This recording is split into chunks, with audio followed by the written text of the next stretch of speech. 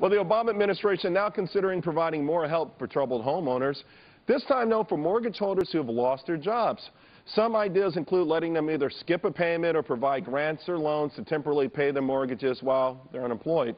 Real estate agent Connie says this is a terrible idea. Connie, welcome to the show. Why is it so terrible to help out people who just happen to be unemployed?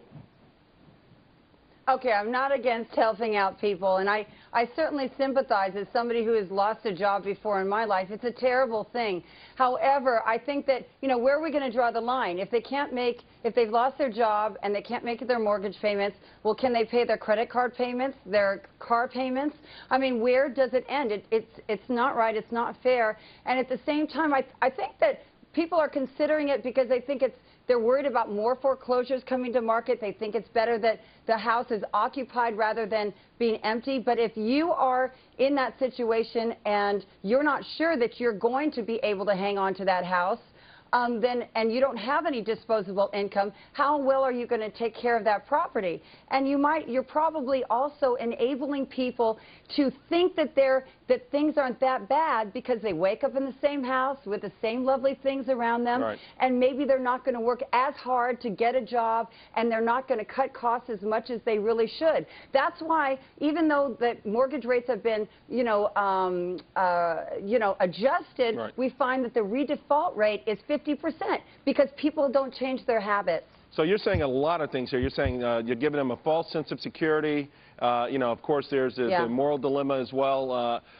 What are the alternatives? How do we go about, because it seems like everything the government has tried so far is failing. I mean, even the first-time home buyer thing is just really barely moving the needle. The mortgage modification plan is an absolute disaster.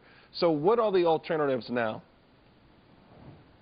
Well, that's a very big question. I think that with government in general, things that take too much time are not going to really stimulate the economy. We need something that we can feel right away. I disagree with you on, slightly on the first-time homebuyer tax credit. I believe that about 400,000 people have decided in part to move forward and buy because of that. I think that expiring is only going to bring the numbers down potentially. And also, whenever a home is purchased, people go to work. They buy furniture, they buy appliances, right. Everybody, and it keeps on generating, movement. It never ends. You're never done with your house. So if we want to get people to work, if we want to get people to work, then we got to do something quickly. I know. Connie, we got a minute left. The president has said that health care is a right, not a privilege. Do you think we're heading in that direction where maybe the message is that home ownership is a right, not a privilege? Does it feel like we're going down that path? I hope not. Really? I hope not. I think home ownership is a wonderful thing. I don't think it's a privilege. I think if you do the right things, you earn the money and you save, that you can live anywhere. And I think that's we have a free market, and I hope that it stays.